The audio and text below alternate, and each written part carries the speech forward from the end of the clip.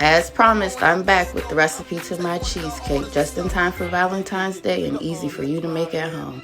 You're going to need 2 blocks of cream cheese. Put that in your mixing bowl and add your sugar. Get a good mix going to it. You want to mix it enough so it gets nice and fluffy, and then you can begin to start to add your next ingredients. I like to add a little sour cream to my batter just for the creaminess of it. I also mix my eggs in the mixing bowl before I add them to my mixture, half at a time, and also get a good mix to that. Then we're going to add our vanilla for flavor, a tad small squeeze of lemon juice. If you do have an allergy for a customer, keep that out. It will taste just the same.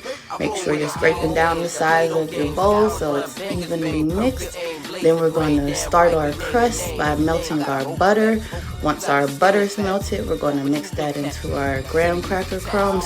Get a nice rotation of mixture in there. We want to use our hands with gloves and pat that down into our spring pan.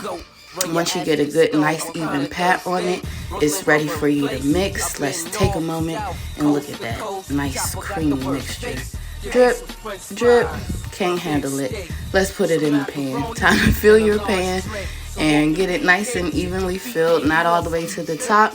It's ready to go in the oven for a good 45 minutes to an hour on about 325, and boom, out the oven. Nice cheesecake.